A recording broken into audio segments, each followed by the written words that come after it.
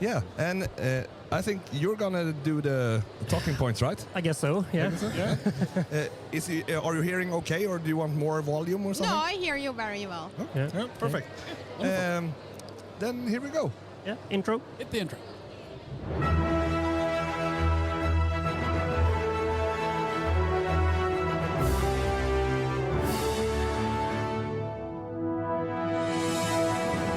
So hi and welcome back to Superhjälteklubben, or the Superhero Club in English, because we're here with another international guest, and I am going to need your help because I am probably going to mess this up. We're sitting here with Kamui Cosplay. You got it right. Perfect. Yeah. Thank you very much.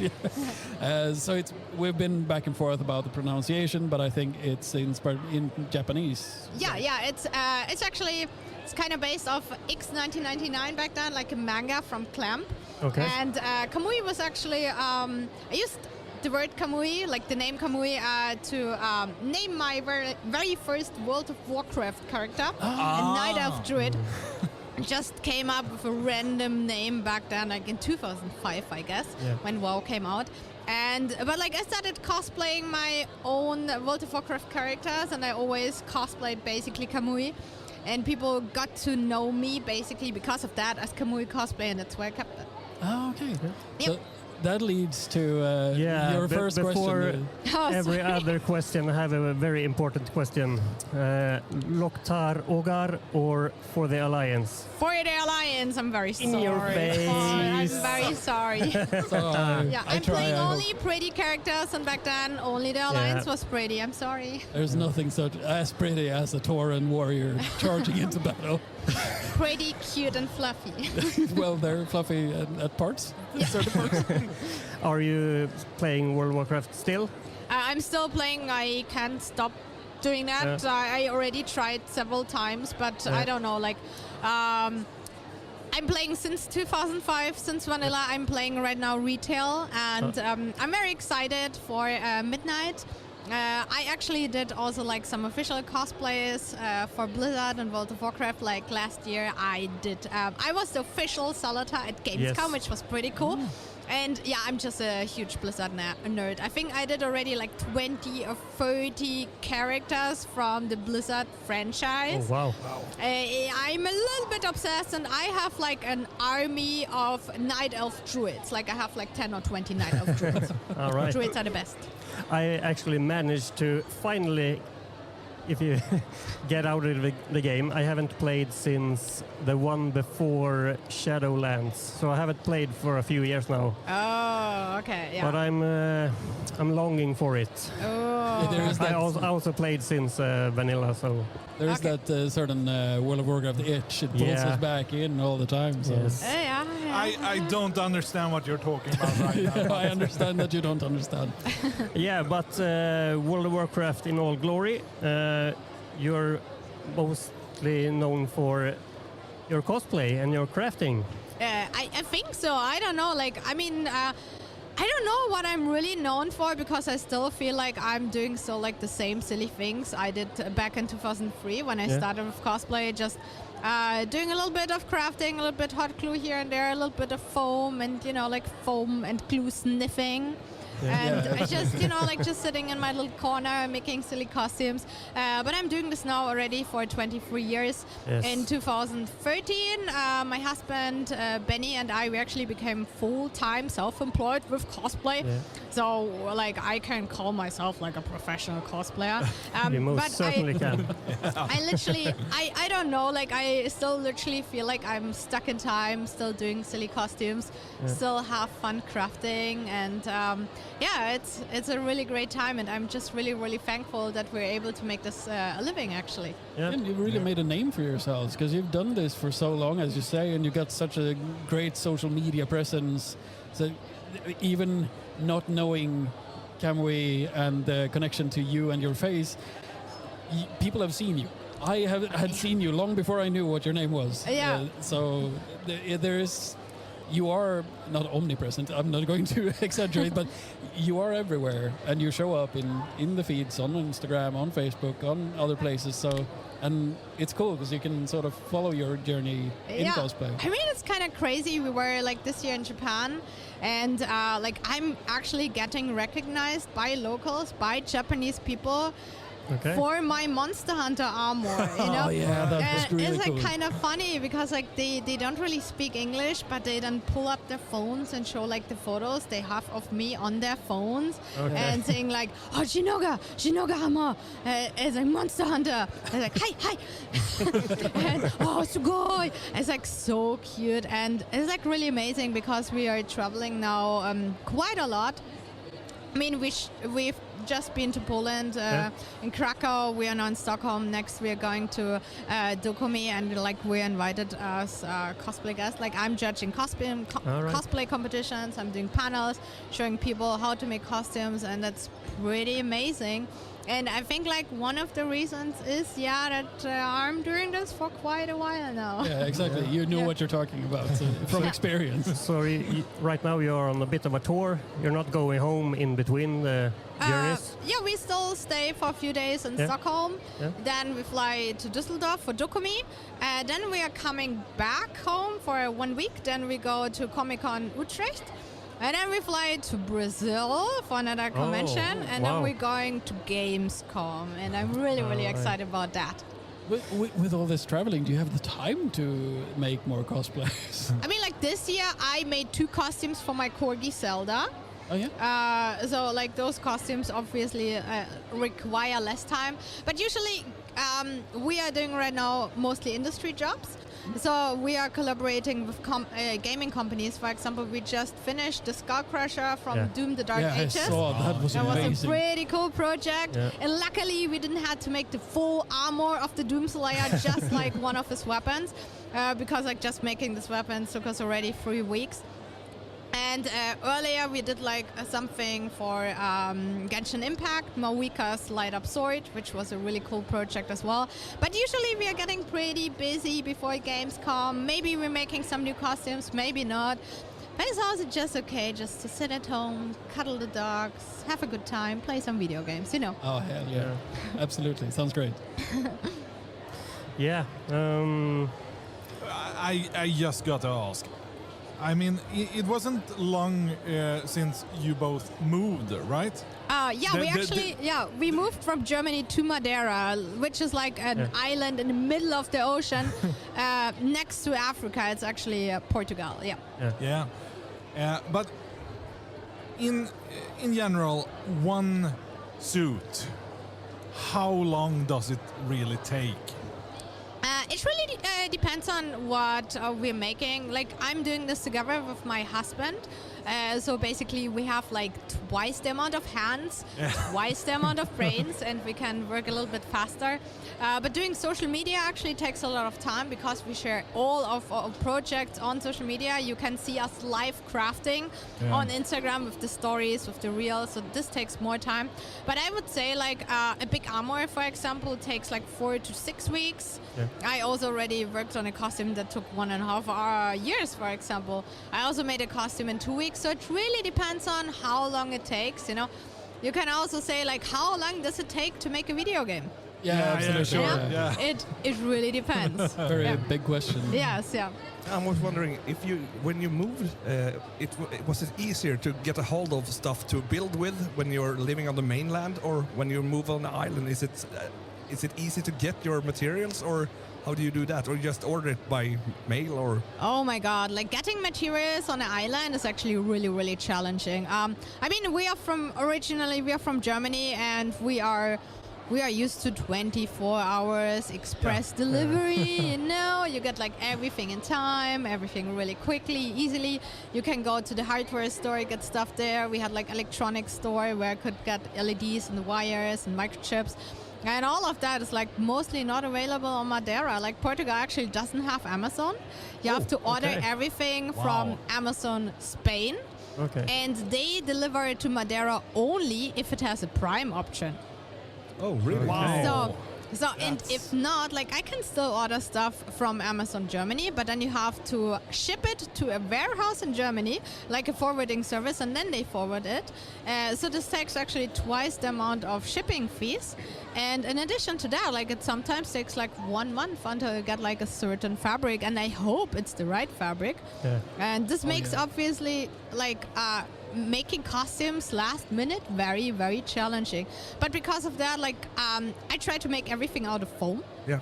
And I really like making big armor and weapon, and I have a lot of foam at home. We have a lot of primers and paints.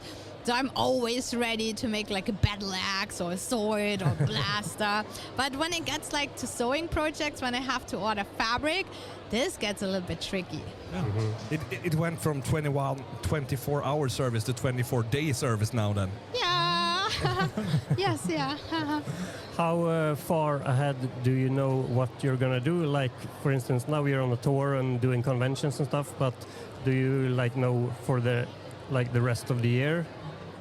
That's actually really difficult. Like as mentioned, we turned our hobby into a business in 2013, and we are right now working a lot with gaming companies. Like last year, we worked with Blizzard, for example, for World of Warcraft. We are working with Genshin Impact and Sunless on Zero. This year, we did something for Bethesda and Doom, for example. And like all those projects basically depend on the marketing schedule of the campaign. So often we have like companies that ask like 2 weeks before if we can finish something in 2 weeks. And obviously not, especially like if it takes like already 1 month to deliver some fabric. So sadly we often have to decline cool projects, big projects, because we don't get like the request like early enough. And to be honest with you, I literally have no idea what we're doing next. We are completely open. We have like a few little projects coming up, but I usually don't know what I'm doing next month. No idea. Yeah, it would be nice to know, but mostly I don't. Then you can make a new weapon. I mean, yes, yeah. Do you know how many weapons you have? Axes, swords, guns. So which weapon shall I count exactly? I have 3 axes. 5 axes, maybe 6. You see, it's difficult. I don't know. I have like a lot of props. Actually, I put plenty of weapons on my wall. Like I actually got like those metal grids, which you use like for those corralling plants. From a hardware store. I attached them to my wall, and now I'm attaching like all the weapons with zip ties onto all my walls in my apartment. I'm slowly running out of space because I'm keep on building bigger projects, bigger weapons, bigger shields, and all of that needs space. And many of my costumes actually in IKEA boxes. I really like IKEA. We went just You're welcome. Yes, like the very first, like I'm spending already now 1 week in Sweden, and the very first thing I did here in Stockholm is going to IKEA, got some cutbulla, and actually checked some boxes. That was the very first thing. Yeah, that's absolutely amazing. I was thinking, since you have such a rich history with Blizzard and talking about them, when they were to release Overwatch, I am pretty sure I heard that they worked very close in collaboration with cosplayers when designing the characters. How do you feel? Do you feel like this should be more of an approach for more developers as well, or how do you think about that situation where game developers go out and ask the cosplayers what they want?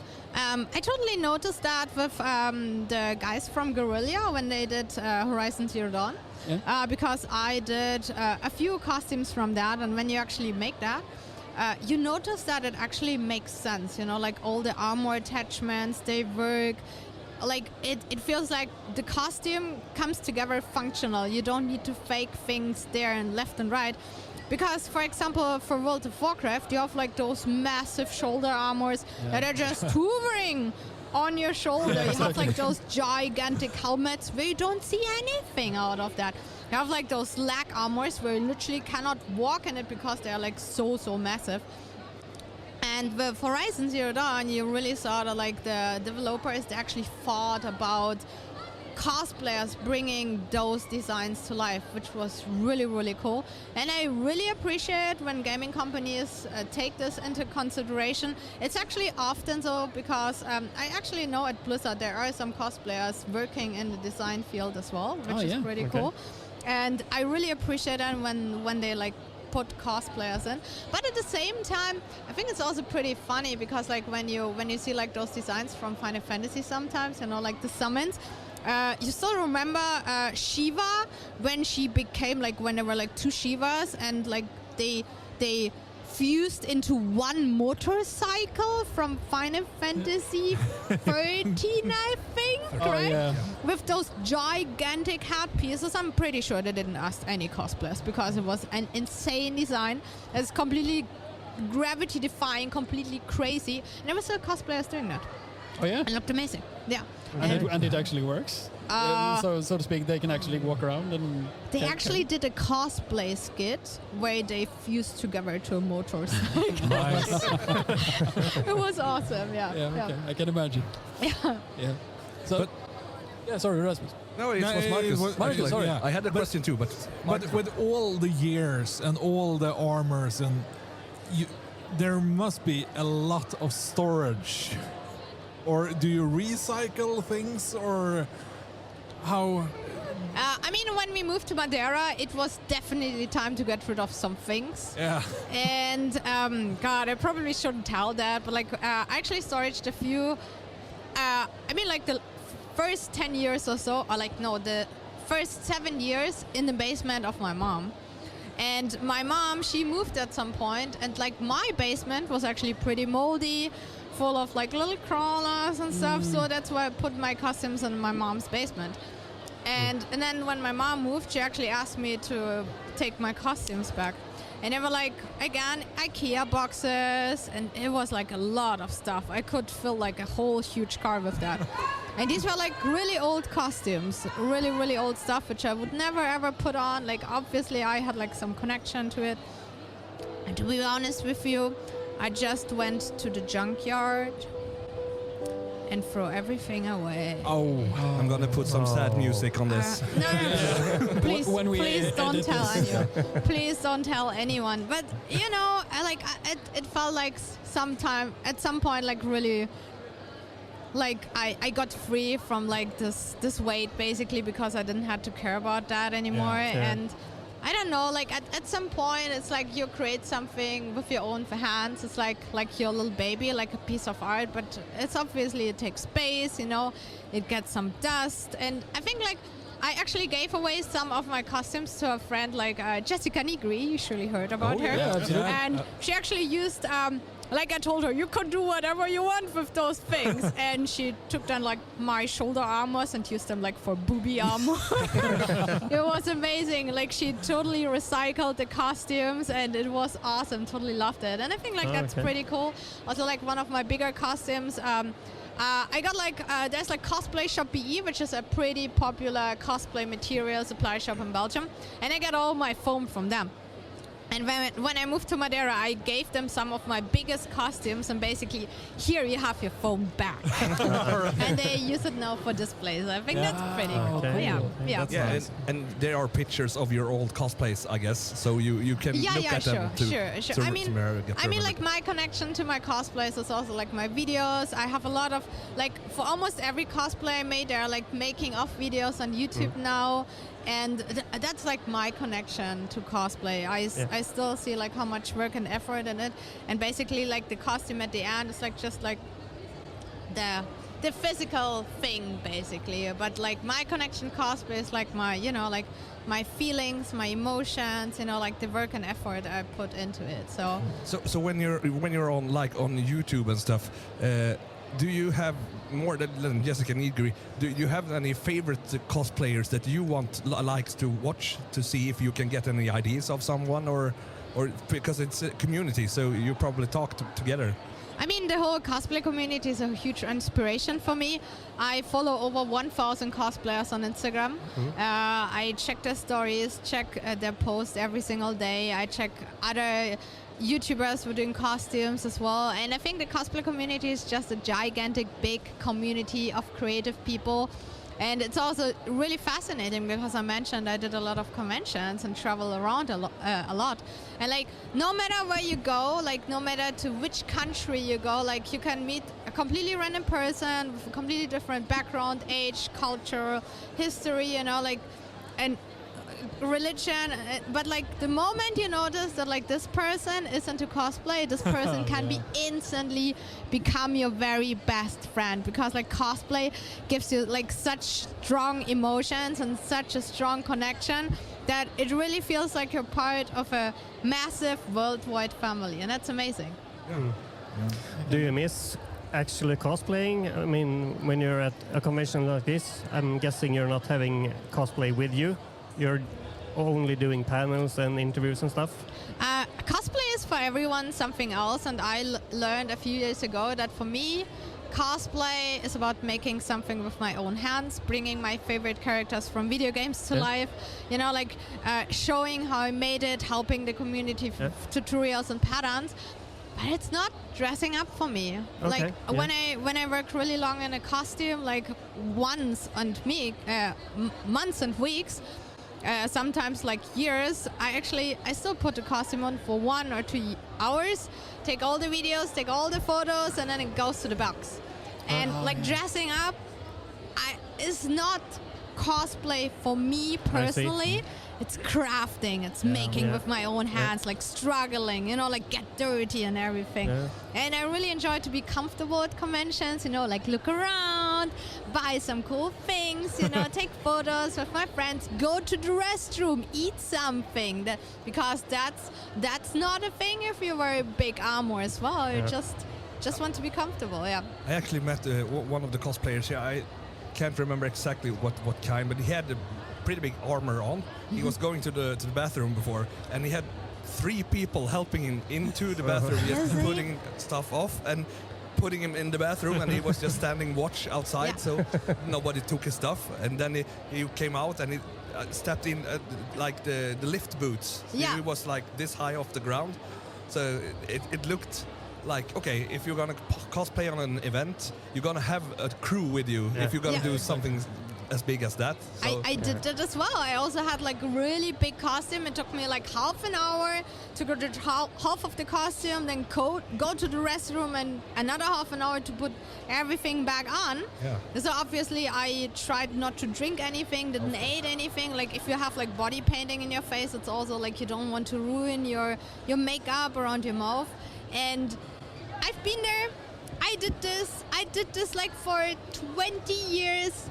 I'm good now. I don't need this anymore. You know, I want to go to the restroom without a crew. I understand that. Absolutely. I was thinking, when you make stuff, do you keep your first thing that you made, so you can see how far you've come as a crafter? Do you have something to sort of look back on the progression other than the videos? Do you have physical, like memorabilia from projects you've worked on? I think the oldest costume I still have is like from 2011. Oh, okay. Yeah, but I started in 2003. So I don't really have my very old ones, but I still have photos. And I know they were crappy. I know that. You know, I used shiny satin. I used like the cheapest materials. Everything was held together with safety pins, hot glue, and prayers. I know that.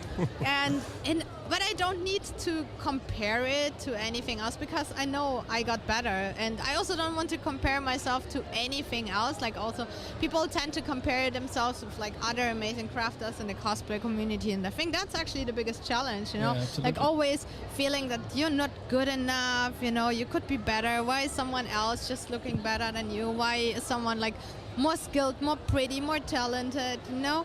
And I want to compare myself with my younger self. Before I learned all those skills, and I like to look back also still at my very old costumes and just be proud of myself. But I also have to say I'm still very proud of my very first crappy shiny satin costume. It was, by the way, the great Saiyaman from Dragon Ball Z. Absolutely love it. And I'm so very proud of that because this was the cosplay that brought me into cosplay, that brought me into cosplay community. And that's the costume that made me to the person I am right now. But I think that's amazing as well, because you can say that you started with crap material as well, and you're Kamui Cosplay. You're one of the world's most famous cosplayers. And Everyone starts with crap. Everyone absolutely. starts with crap. Yeah. Everybody's got to start somewhere, and I think that is a lovely thing to sort of put out there, that we didn't get here overnight. There's a lot of years of work. 23 for me. There's still hope for us. Yes. Right before retiring, maybe. Yeah. Maybe I will.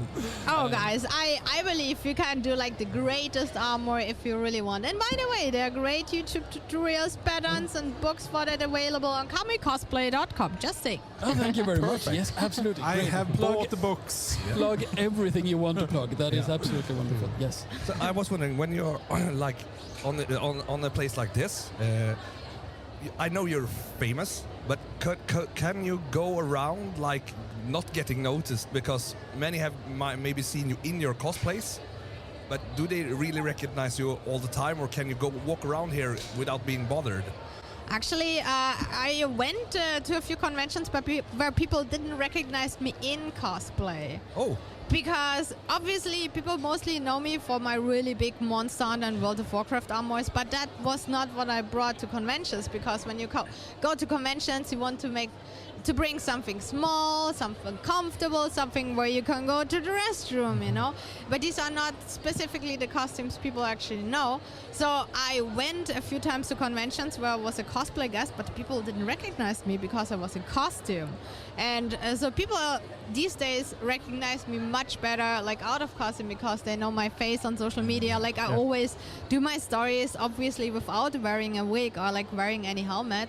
And I mean, like, we get stopped a lot, but people mostly are very, very friendly. They are also like very considerate in knowing that we also want to look around and browse around. And I still really love doing like selfies and with others, like talk with others. And I think it's pretty cool. It's pretty cool, you know, that like people get to know you for making massive armors out of foam on the internet. That's pretty awesome. That's the family you spoke of. Yeah. So Yes, I understand that. I've seen some looks from the audience around here now, looking at someone, and I can see when they see who you are, they point to you, and the friends go, and it's so lovely to see, and it's grown-ups and it's children, and they look at you like you're Supergirl. It's perfect. Yeah, but that is also, these awesome. are the cosplayers. Yeah. These are the people who are your target audience. These are my children. Yeah. You know? I feel like I'm mom now. You know?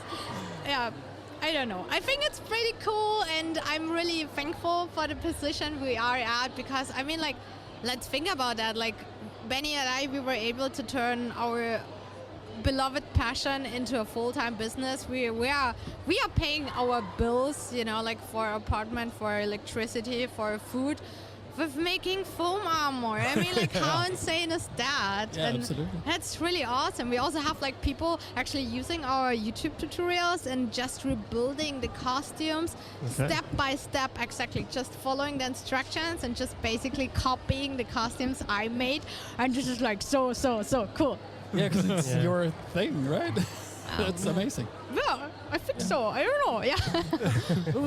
What happens to, let's say, for example, the Doom weapon you did recently? I don't remember the name. The Skull Crusher. Yeah. Do you keep that, or does the studio take it? I keep it because when we are doing commissions, they are not really commissions. We are doing social media campaigns, and we are getting paid to make social media content. Basically, make stories, make reels, post on TikTok and Instagram, do YouTube videos. But the actual physical thing, it's not what they pay for. And okay. So they don't bring that along on tours and promotion. I mean, the thing is like. It's basically like I make like the comparison with the Spider-Man costume from Tobey Maguire. Yeah. Okay, I did a little bit of research, and there were, I think, like 7 copies of that for the movie. Yep. And just making the prototype is a lot of work because you have to figure out the materials, the pattern, make everything right and everything, make everything correct. And then there were 7 copies of this costume, and every copy cost $40,000. Just the copy. Okay. Jesus, now yeah. imagine how much the original costume would cost. And now our clients, they pay us for the social media content. Yeah. So what do you think? Should we charge for the original, Yeah, of course. unique piece of art that is the Skull Crusher? Yeah. We keep it. So you get to keep the memorabilia, of course. Yes, we That's keep great. it. As long as I still have space in my workshop, we keep it. Exactly. Yeah. It's also you cool. need to rebuild your house later, then get it to. I need a new house. Then, yeah, I exactly. need a new house. And yes, keep working. You kind of buy the new Yes, house. I'm ready at the third house. Yeah, Yeah, exactly. perfect. Wonderful.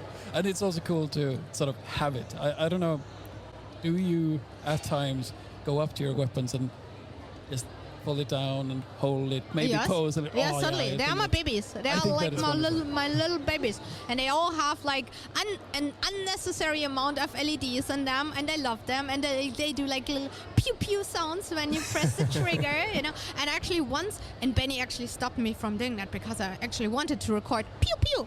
And then, like, when I press the trigger, it was like pew pew. I thought this would be cool, but at the end, we actually decided to use like proper blaster sounds. But one day I'm doing that. But yeah, like I'm really proud of our work. These are like, you know, like all like memories basically, you know, Yeah. like, and there's like so much attached to them.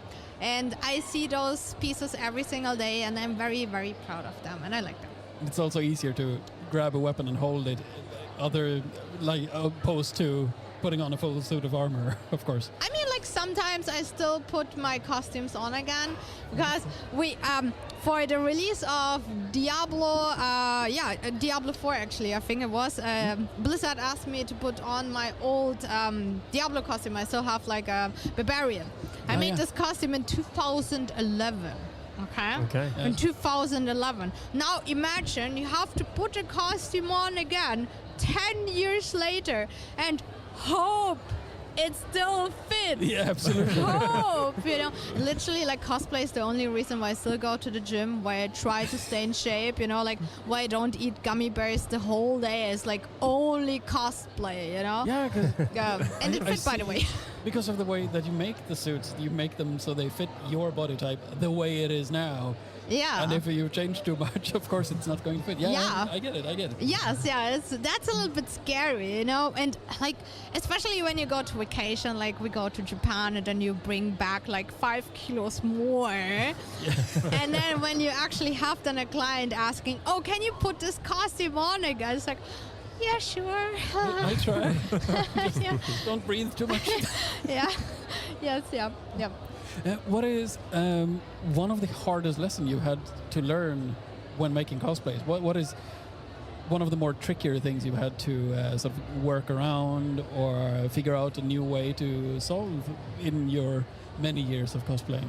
I think like the hardest part was actually basically like take time for yourself. I think stopping is the biggest challenge when it comes to cosplay, and I think a lot of people actually struggle with it because, you know, like for me and for my husband, like cosplay is like we make a living with that, you know, but it's also our passion, you know. Yeah. Like it's like basically you're doing your hobby in your free time because you want to chill, you want to relax, but then suddenly your hobby becomes work as well. Yeah. So how do you chill and relax? Because when you're doing cosplay in your free time and you're doing cosplay in your work time, you can always do more. You Yeah, can always absolutely. do more, and you want to do more, and you want to do more and more, but like at some point your body says like you need a break. Yeah, you need to do something you need different. to take a vacation, but like you don't notice that because like I love cosplay so Yeah, much, yeah. and I could craft all day long, but like at some point, you know, like it's really important to take a break, you know, like to avoid burnout and make sure that you take a vacation, do maybe something different. And especially that we actually getting older, this is a lesson that's really hard to learn. And we still struggle with that, because especially, like when Blizzard is again coming, it's like, hey, do you want to make this? And like, yes, I want. Yes, please, give me everything. That's the biggest challenge. But like when it comes to crafting wise, I still struggle with sewing. I think I'm kind of good in sewing, but I'm just not really comfortable and confident in that. I still have no idea about wig styling, and there's still like so many skills I need to learn and like I need to master. But that's what cosplay is. It's like, like you're playing a druid in World of Warcraft. You're kind of good in some things, many things, but not really a master, Yeah, exactly. Yeah. It's an all-rounder. Yes, right. Yeah. Absolutely. Yeah, you haven't said anything for a while. I'm just wondering, do you have still have a dream project that you haven't done, either for yourself or really cool collaboration? Collaborations not so much, especially since it's a little bit difficult living on Madeira. But I think like this year I finally make a true of me come true, because I have people telling me I kind of look like Princess Leia. Okay. And I always wanted to do Princess Leia as a Sith Lord.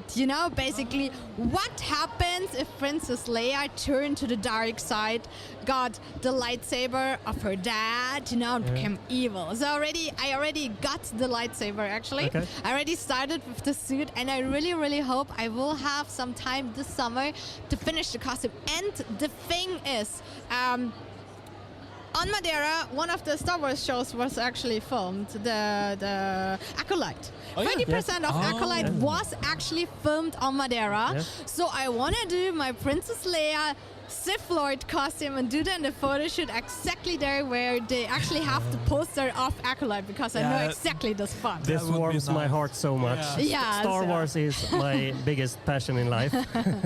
So I can understand that. I'm looking forward to this. Yeah, absolutely. Same here. Rasmus, you should do the Darth Jar Jar then. I love Darth Jar Jar. Oh, this would be very amazing. Look at you, one. He has the biggest. He does not like Darth Jar Jar. But it is, being able to cosplay a Gungan would be something for the future. I totally see that. I want to see you do the backflip into the lake. Yeah, absolutely. We're gonna do some workout before we maybe in the future. Yeah. Yeah, but you had a question. Yeah, Marcus. he stole it. I I was thinking about a specific character, but Leia, I'm Yeah, on we can board. see it. Yeah. Yep. Absolutely. And you love Star Wars, you say. So have you? I've not seen all of your cosplays. Have you done a lot of Star Wars? No. I'm mostly doing video games, and even the Star Wars costume, because I did got from Battlefield 3, I think one of the video games. I did Iden Versio. I don't know if she appears in any of the movies, but she has like this black pilot thing. I have no idea what I'm talking about. I'm sorry. I did Iden Versio and I have no idea about Star Wars, but I watched the movies. I watched Under. I watched like everything, but I have no idea. It's fine. I get it. Okay. Yes. I am out of questions. Yeah. Did you have more questions on your paper that you wanted to ask? No, I'm pretty satisfied, I think. Yeah. Are you happy with this interview? Was this okay for you? I'm really, really happy. And like for you guys, everyone who is listening right now to this podcast, if you want to get into cosplay is like the most amazing hobby ever. It is so much fun. And if you want to get started with cosplay, we actually have tutorials, like video tutorials, Kamui Cosplay and YouTube. You can also check out kamuicosplay.com or our Etsy store. We have 17 books now about how to get started, how to get into electronics, how to make ammo, how to make props, how to do sewing. We have like patterns, ammo making patterns for helmets, braces, like everything. Just Google for Kamui Cosplay and try cosplay because it's amazing. Thank Absolutely you wonderful. Thank you very much. Sorry for the self-promotion, but that's it's a great It's self- totally fine. I'm impressed. Did you take that in one breath? I mean, we did like plenty of YouTube videos already, and I usually do this in one breath for Oh, yeah. every YouTube video. Yeah, absolutely. Just the one breath maker. Like you can do a sentence. I tried to count the words, but you just keep going on. It's impressive. Yeah, and I can say I already bought a bundle with. Thank you very much. Hope you like them. Thank you. Yeah, he's going to help me with my Darth Jar Jar suit. Oh, yes, please. Yes, Absolutely. But maybe you should go down to my bear and you can do like the photo shot with Darth Jar Jar and Darth Leia. Go Oh, to my day. yes. Absolutely. Yes, please. I would like to see that. Yeah, And I would like to go there because it's hot and nice. Yeah, it's really It's nice. very nice. It's very nice. Yeah, and 30% of Acolyte was filmed there, so you kind of like all the Star Wars sighting there as well. Yeah. Oh, wonderful. Yeah. Great. Cool. I asked all the guests if it's okay we could take a picture with you in front of our gallery here. Totally, yes, share on please. our Yes, I social. totally love your setup here at Comic-Con Stockholm. This Thank you very is much. actually Marcus, who is the illustrator of this. Of Oh, us. really? Yeah. Oh my God, that's amazing. He You made guys us perfect because we got abs. so manly and sexy. I love Yeah. that. But a big thank you to you Yes. for Yeah, coming to our thank you. table. Thank you so Thank much. you very much. Thank you for the invitation. Yeah. And we hope if you are ever in Sweden again, you can give us a call. We will have you at our table any day of the Oh, week. thank For you sure, very for much. sure. Thank you. I would love to come back. Thank Yeah. you very much. Thank Thank you you. very much. And so to alla svenska lyssnare, det här var ett jävligt bra avsnitt. I take this in Swedish, so he can translate. I cannot. Så lyssna gärna, gå in och gilla och dela och älska våran podd ihop med alla andra som finns här i världen. Och se till att följa Kamui Cosplay. Precis, till och för. Så tills nästa gång så syns vi. Ha det bra. And here's the outro.